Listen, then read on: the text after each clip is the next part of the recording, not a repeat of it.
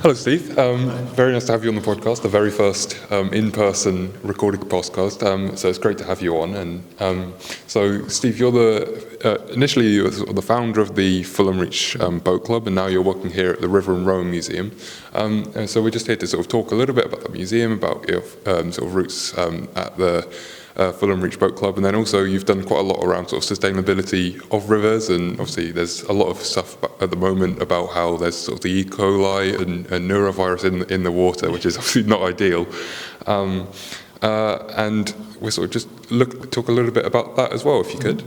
Yeah, so I guess, I'm a club rower by trade, if you like. So I rowed at my local school when I was growing up. So we just, it was like local comp, and we happened to have a boat and 4 of us that were keen. And then from there joined my local club, Nottingham Union, and then rowed at Leeds Uni and ended up doing lots of club rowing. So London Rowing Club was probably the most competitive racing I did, and was captain there for a bit. And then alongside that, I had a proper job in air quotes. So I was in the world of corporate marketing.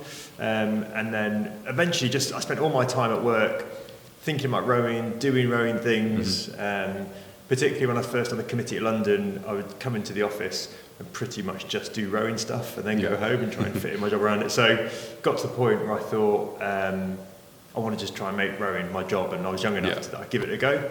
So then got a job at Barn Elms as a full-time coach there, did that for 5 years, and then got the opportunity to start Fulham Reach and sort of bring all those strands together really. So focus on outreach in rowing and inclusion, which is really where my passion is in the sport, but also then take the stuff I learned from running a high performance centre at London and the world of business, and try and put it all together to get a charitable project that has a proper plan behind it. And it went all right. It was 10 years of fun, and we grew it to being, by the time I left, we had 25 people working there. It was turning over $1 million a year. Twice British Rowing Club of the Year, I think 3 times now. They might have won it again recently. And there are a whole host of other awards that they've won as well. Yeah, and they've just won the Sports and Recreation Alliance Community Club of the Year, which is huge, like more than 100,000 sports clubs in the UK, and they've just won that. So it's great fun. And, I think we started to help move the dial on inclusion in rowing and started to change what the sport looks like a bit in this country. And then from there, it became time for me to sort of think of a new challenge, and that's why we ended up in the museum, and we're trying now to turn this beast around and make it profitable again. Perfect. So sort of back onto sort of the Fulham Reach part a little bit. So what do you think it is that sort of turned that into success? Obviously, when you first started, it was very much, there was nothing there, and you sort of set it up.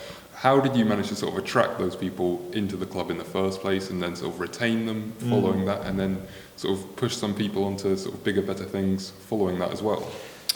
Well, there's a few different things that came together to make Fulham work. So first and foremost, there was a bit of luck and a bit of foresight by the people involved in British Rowing at the time. So the late Dias was leading it, whereby the developer was going to build these flats, and they were originally actually going to put in a junior high performance centre before Caversham was built.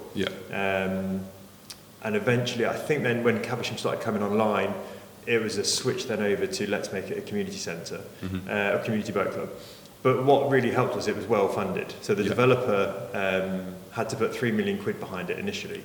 So that's a decent start in anyone's books. But we spent maybe, I think just over $1 million of that getting everything set up. So, all of the kit you need to run a boat club, we spent $250,000 on boats alone. And then you've got to fund the operating loss until you get up to the point that you're starting to break even. So having that funding behind us was really key, and it's so important in any startup to be, have that runway in order to get your operation up running. And I think that we got the right people involved early on. So we had a really good chair who was motivated for the right reasons and had the right contacts to help drive it. And then I think what really helped was our intent was right. So we were genuinely motivated by opening the sport up, and it wasn't a proxy for trying to win the Whitefolds every year with with something. And so I think that really helped draw people in, because they were there for the right reasons. And all of our comms were focused around opening the sport up and bringing people down, and that really resonated with us. When I started it, I thought what would happen is I would open this whizzy club with shiny boats, and all of my rowing mates would join, and that didn't happen at all. So what I learned from that is, I sort of knew it already, that rowers are quite tribal, but rowers are incredibly tribal, and people just don't switch clubs that easily. And so we had to pivot the business plan pretty quickly to then say, all right, well, we're not going to be a membership group that knows how to row with a few learn to rows. We're going to go completely for learn to row, and we're just going to teach novices. So by the time I left, I think about 90% of our adult members were homegrown. So we taught them all to row, and then we had a few people drop in that knew what they were doing. But I think that then also helped the club grow, because it really was that atmosphere of, it doesn't matter if you don't know what you're doing. You know, we genuinely not only welcomed novices, but we proactively went out to find them. So it just creates that atmosphere of, you know, it's okay to not know what you're doing, it's okay to learn. And it just sort of snowballed from there. And from that, there have been sort of various successes, and I was reading one story on the website about a young gentleman that managed to sort of get a scholarship into Eton sort of through Fulham Reach Boat Club. Could you sort of, are there any more stories? Well, that boy was called Skylar. I say boy, he's a bloke now. He was our first bursary. So him and his dad walked in one day. He was 12 years old, I think, at that point. He was just about 6 foot tall. And his dad said, we think he should row, but we can't afford the fees. And we all said, yes, he should definitely row. And don't worry about the fees, we'll figure it out. So we got him down and got him going. And it was a really impressive story, because it also turns out that he's very gifted academically, but also homeschooled. And he hadn't found a mainstream school that worked for him. And his dad was saying that he'd struggled to find support within mainstream schools, and sort of whether you're academically gifted or not, as a 12-year-old, if you're homeschooled, that has a knock-on effect on your confidence and sort of how you interact with people. And so he was so quiet when he joined us. And then all of a sudden he was surrounded by a bunch of people saying, you're amazing, look how talented you are, you're going to go really far in this sport. And to just see him sort of blossom. And then he got back into a mainstream school with West London Free School, who helped him out, and were really supportive of him and what he was trying to do. And then his dad was telling their friends that he was rowing, it was going well. And someone said, have you thought about scholarships? I think Eton row, why not try them? So we did the first round of testing for Eton and got in after the first round of testing, which is fairly unheard of in the scholarship process. And so got a full scholarship to Eton, full scholarship on academics, I should add, so not for sport. But then got into their first 8. I think he reached the semi-finals before getting knocked out to Radley in his first go. I can't remember what happened the second year. But then got on a full scholarship for Stanford Uni. So he's gone up to there. And then, as well as sort of those real headlines like Skylar, we've got tons of kids that have come through who, maybe won't go off to Stanford or get an Eton first aid, but they were scared of water and now love rowing, or they were being really difficult at school and now have learned to control themselves and actually set goals and push on. So there's tons of those stories around the place that they probably don't make the papers, but to really have the impact ongoing. Of course. And rowing, I've sort of found myself as well, is a sport that initially seems to have like quite a closed door, but on the back end of that, it does open up so many opportunities. And for sort of young guys or young guys and girls at school, like it can get you into sort of new positions and sort of looking at university, and then even going forwards on a CV, having done rowing, that's a thing that a lot of employers do look forward to and do think, like, appreciate. And I think that's something that rowing as a sport particularly is quite well at sort of promoting, and that sort of network as well. What do you think it is about rowing that sort of helps promote that idea? I think people that know of rowing understand that it's really hard. And I think it sets itself apart from sports in that respect, because it's, as we know, it's strength endurance, it's a training-led sport, so it's not football where you play a match every weekend and that's part of your training. We race half a dozen times a year maybe. So it's a volume-based training-led sport that's really hard physically, it's difficult technically, and we do it through the winter, which still blows my mind. So when it's July and August, we tend to wind down. And so, employers aren't dumb, like they know that. And so if you find someone on a CV that's got rowing experience and you know has rowed at a decent level, you know there's certain things they've gone through to get there, over and above other sports. And I say that confidently, and I'll challenge most of the sports that want to have a pop at that. But yeah, I think if you can show you've rowed to a decent level, it demonstrates a level of dedication, a level of being able to push on. And I've seen it, you know, throughout my career, all the, you know, people that don't do sport, even let alone rowing, you know, they sweat the small stuff, and you know, and find it difficult to really push. And I think that's what rowers are good at. I think we're good at seeing the bigger picture. I think we're good at pushing ourselves. And I think that makes a really, really good employee. And with that in mind, rowing as well is a sport that helps develop people into that mindset as well. So not everyone that will initially look at rowing will be this character. What do you think it is that helps develop people into that? So, like, for example, when into Fulham Reach, I'm sure there'll be people that coming in that have sort of never sort of participated in sport outside of what they might just sort of do in the playground or whatever. What do you think it is that helps rowers sort of develop themselves outside of a sporting perspective? Well, I think the interesting thing with rowing is you get to see progress really quickly. And I think that's one of the reasons people get hooked on rowing. Because it is, it's almost a straight line between the number of sessions you do and how good you get initially, and then that line starts to flatten out as you get a bit more experience.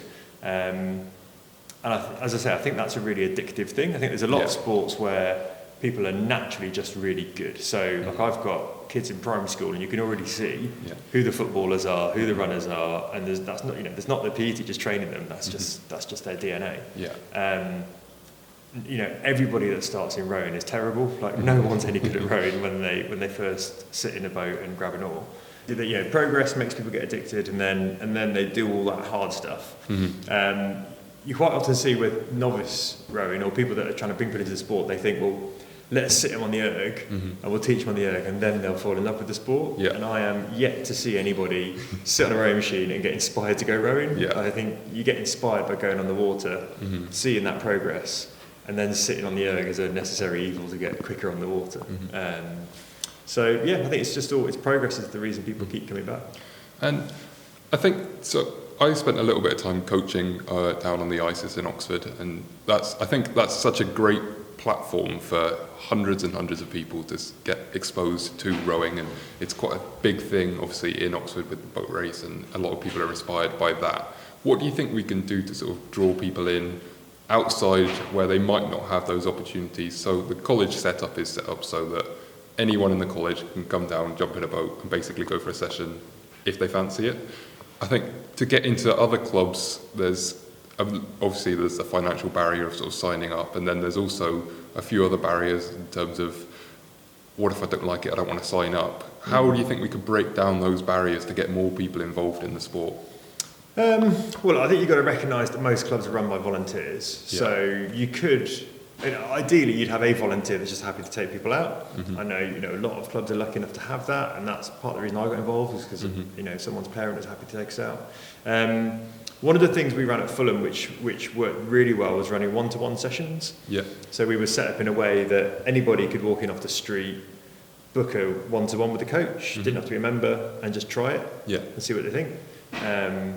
So that worked for a couple of reasons. Number one, it got us new members, because we weren't saying commit to a learn to row course, just come and have a go. And then we put them out in, like a glide one single with floats, so like you basically can't flip it.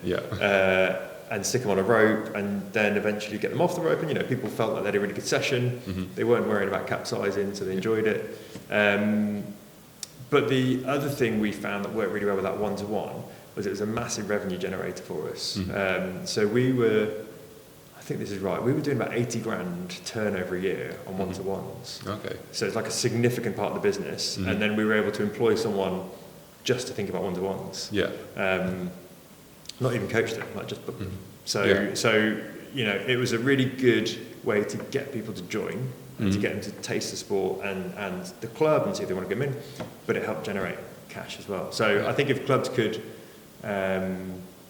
find a way to book one-to-ones and get a coach to do it, if they're really brave, they could commit and pay a coach, and then I'm sure it would be there, because we found that demand was never a problem. Like we were having to stop people trying to sign up because it was that busy.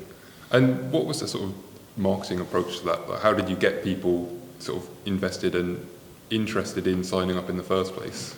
Well, we did a lot on digital.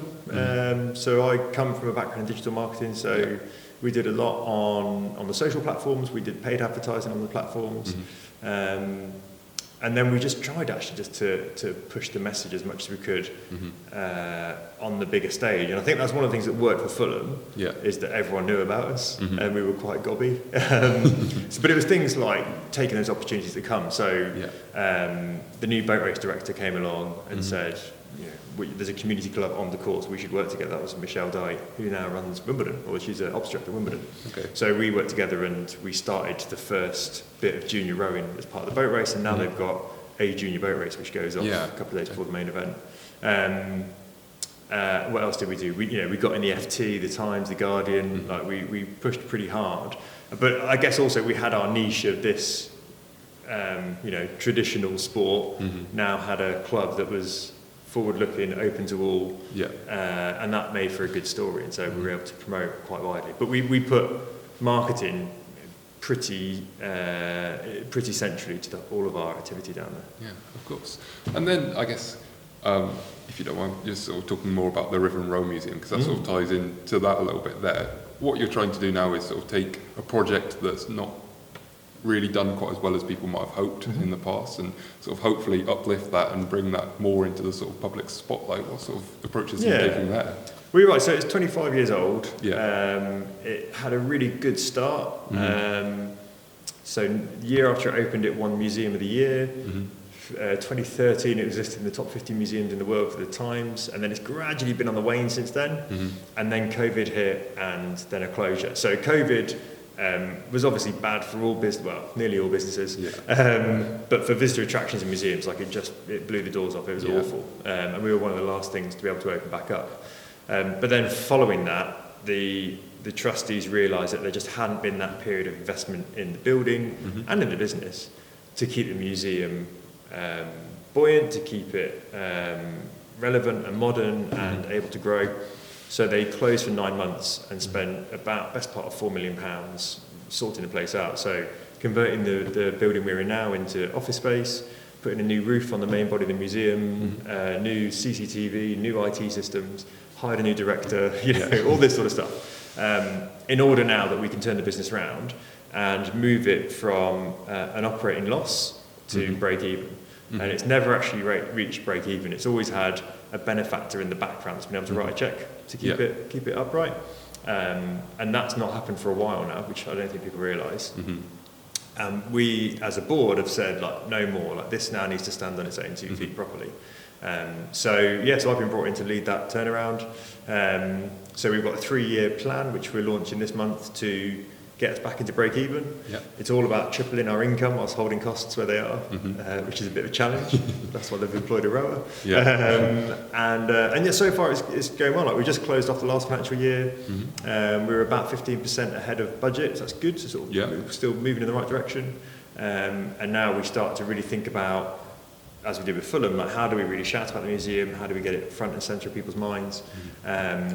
And I think our year 1 numbers, which we're in now, we'll be able to hit reasonably confidently. Year 2, with a couple of wins, I think is pretty confident as well. And then year 3, I'm not too sure about. That's quite a big step. But as we test and refine the plan over years 1 and 2, we should find the actions we need to hit year 3. And something that you mentioned before was that as the River and Row Museum grows, there'll be sort of new opportunities for it, and there was sort of you mentioned. Obviously, it's a fantastic location, on the Thames, in Henley. There are sort of opportunities to expand it outside of being just a museum and sort of opening that out to more people. What sort of things do you think could be done in that respect? Yeah, I think we've got to, as a museum, as you say, think beyond being a museum. So we've got to think of ourselves much more as a community centre, if you like. So we have to have an object and we have to have a story about the object, but then it's what events do we spin off that object, and what education can we deliver, and what experiences can we deliver as well. And so we're keen that it is much more than just a museum. So I've always thought that we should be, we talk about the river, we should be taking people out on the river. So whether that's a partnership with someone like Hobbs, who are based in Henley and doing river tours, or whether we break out our own boats and we start taking people out in rowing boats and teaching them to row. Or I think, we talk a lot about Henley Regatta, we should be taking people down the course when it's up and putting out the markers and telling the stories of what's happened over the years. But also then I think the museum can start to play into that idea of inclusion like we did at Fulham. We do a lot of work on the education front, so we see about 3,000 children a year from mainstream education, but we're now going to work a lot more with SEND pupils and partner with the Rivertime Boat Trust so that we can take particularly wheelchair users out onto the Thames and experience all that the river has to offer. So yeah, it's about much more than just objects and stories, although that's our bread and butter. It has to be about community, about the events. And one thing we're looking at also now is how we operate the museum after dark. So we close to the public at 4 o'clock, but we have a late license till 1 a.m. So what we're working on at the moment is what do we do from 1 minute past 4 in the afternoon till 12:59 a.m. the next morning. So that's going to be all sorts of live music and comedy and bits and pieces like that. And when we were talking earlier, we mentioned how some of the exhibits were sort of a little bit scattered, and you were sort of hoping to make a bit more of a timeline and progression around that. And something you mentioned was sort of talking about the future of rowing, and that's something that I've talked about quite a lot on this podcast, and talking with coaches and things like that about what we want to see in the future of rowing. What do you think that future looks like for you? Blimey, that's interesting. Well, I think it's a good reason to come to a museum, because that's part of what we do, is make predictions based on what's happened in the past, because life is all about patterns, really. So where do I think it's going? I think it's in a real challenging spot. I think that broadly the sport is guided by what happens at the international level. And so I think reduction in racing length is, well, it's an interesting one, because although LA is going to be 1,500, every international event up to LA is at 2,000. So hopefully it's just a bit of an anomaly. And I think that rowing is reasonably secure at the Olympics up to the 2030s, but beyond that, possibly not. And it might be that beach sprint takes over. But I think if beach sprint takes over, actually, from my point of view, that makes the sport less accessible. Because if you have fewer people rowing on inland waterways, and you can only really go to the coast to take part in the international events, that I think it's going to be harder to get more people down to do that and take part. So I don't know. I think it's in a tricky spot. It's in a really tricky spot. And if I was world rowing, I'd be pushing pretty hard to keep the format as it is. But then equally, you've got to try and figure out the rowing lake is a hugely expensive part of the Olympic setup. And cities that are bidding for the games have to work out how they're going to afford to build that, and then understand it probably won't be that well utilised afterwards. So maybe there's something in there about people like Fulham Reach or whoever it is demonstrating the onwards use of these places as part of the legacy of the games. I think, I think it's a challenging time for the sport. I think the other risk it's got also in this country is the weather. Because we're just losing, we've lost a season of racing. So flooding happens at most clubs around the world, and certainly in the UK. What do you think it is? Is there anything we can do as rowers to sort of help this impact on the environment? How can we sort of reduce that impact, and then potentially looking forwards even sort of go carbon negative? Yeah, I think, actually, to be fair, Adam Freeman-Pask, that's now running Fulham Reach, is doing a really good job there in terms of testing. So it was at Fulham Reach where they did all that testing before the boat race that highlighted the E. coli levels.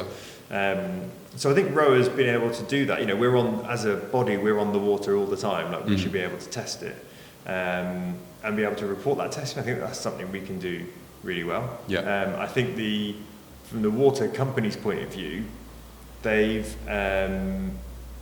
it's difficult for them to be held to account where no one has the data.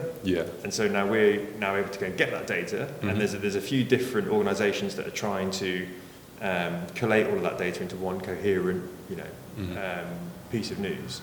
So I think if we as rowers can do that, that will have a big impact. I think ultimately we have a Victorian sewer system across the country. that isn't designed to deal with the number of people we've got, coupled with additional planning regulations that make it don't put flooding necessarily at the heart of those applications, coupled with intensive agriculture and all the rest of it. Yeah. So I think the primary thing we have to do is invest in that sewage infrastructure, sort out the storage tanks, stop this situation from happening that when we get heavy rainfall, everything backs up and it just flows out into the river. We have to create bigger storage capabilities to stop that from happening. And then, beyond that, I think it's being able to get that data is probably the big thing we can do. And I guess from someone that's not involved in sort of sewerage, all we can really do is shout about it, I guess. And I guess that's something that you've done in your position at the River and Row Museum. And I think if, as a river user myself as well, and any rowers, I think it's sort of a really good opportunity to be vocal. And I know at the boat race and sort of the post-race interviews, it was Lenny Jenkins that said, actually, we all had E. coli, and it's because people are putting poo in the water. And I think things like that, if you're given sort of a platform to be vocal about it, I think it's really important that you are, because otherwise there's not going to be change. Exactly right. And I think from the museum, what we want to do is try and host that debate moving forward. So there's really good organisations that can lead the debate. So whether that be River Action or the Rivers Trust or Henley Mermaids or Greener Henley. But what we can do here is bring everyone together. I've got a great vision in my head of all those groups that are active in terms of Clean the Water and Thames Water and Severn Trent, all sat around a table like this, actually trying to figure it out and figure out what the solution is.